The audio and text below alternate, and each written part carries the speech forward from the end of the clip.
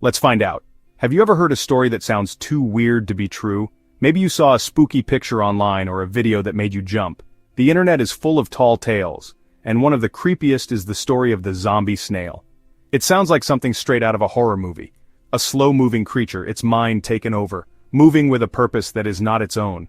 People share these stories with dramatic music and scary close-ups, making us wonder if our backyards could be hiding these tiny monsters. It's easy to dismiss it as an internet hoax or a clever bit of editing designed to give us a little scare. But here's the thing about science. Sometimes the truth is stranger than fiction. So, let's consider the possibility. Are these zombie snails real?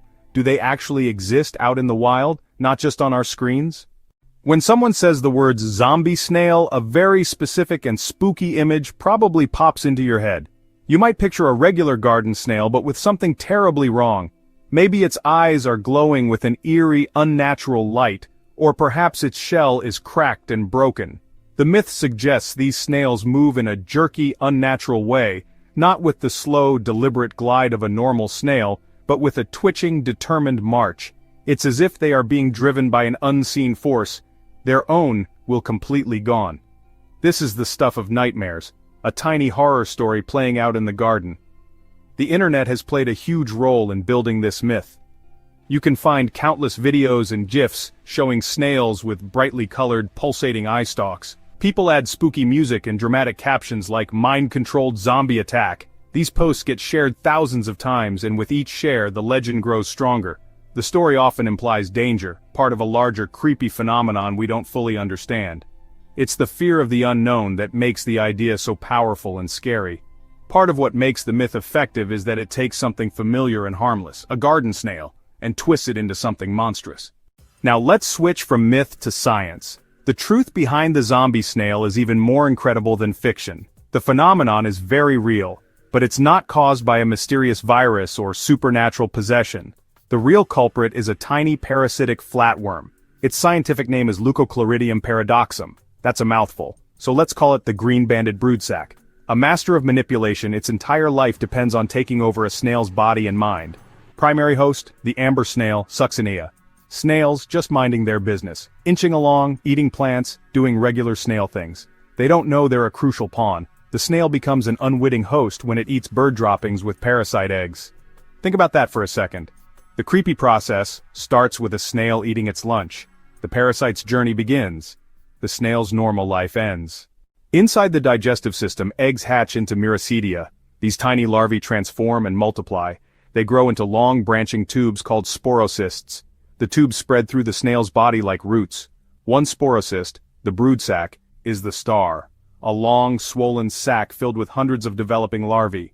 The broodsac is visible from outside, giving the zombie snail its signature look. The parasite is not passive. It is an active invader that takes control. A brilliant example of coevolution. The parasite is a perfect snail puppeteer. The snail becomes the perfect puppet. The science is more fascinating than any ghost story. It's a real-life tale of invasion, manipulation, survival. So, the zombie snail is real, but it's a parasite zombie, not a Hollywood zombie. So the green-banded broodsac is inside the snail. What's its goal? What's the master plan? Well, the parasite can't complete its life cycle inside the snail. To reproduce, it needs to get into its final host, a bird. But how can a tiny parasite living inside a snail get into a bird? This is where the mind control comes in. The parasite has a brilliant and truly diabolical strategy. It needs to make the snail an easy and irresistible meal for a passing bird. It essentially turns the snail into a flashing neon sign that says, "Eat me." The first step in the parasite's plan is to change the snail's behavior. Normally snails are smart about survival. They are nocturnal or crepuscular, meaning they are most active at dawn and dusk. During the bright hot day, they stay hidden in dark, damp places, away from the sun, and more importantly away from predators like birds. But the parasite changes all that. It hijacks the snail's brain, or at least its decision-making processes, and forces it to do the exact opposite of what its instincts tell it to do. It's a complete reversal of the snail's natural survival strategy. Under the parasite's influence, the snail will abandon the safety of the shadows. It is compelled to climb up, up, up, onto the tops of leaves and stems right out in the open. It will sit there in broad daylight, fully exposed and highly visible. This is an incredibly dangerous place for a snail to be. It's like a person deciding to take a nap in the middle of a busy highway. The parasite essentially switches off the snail's self-preservation instincts, making it behave in a way that is completely reckless and suicidal. This bizarre behavior is not the snail's choice. It's being driven by the parasite's urgent need to get to the next stage of its life. A normal snail would retract its eye stalks if a shadow passed over it. The parasitized snail, however, doesn't do this. It remains still, keeping its eye stalks extended and visible. Some studies suggest the parasite may even cause the snail to wiggle a bit, making it even more noticeable.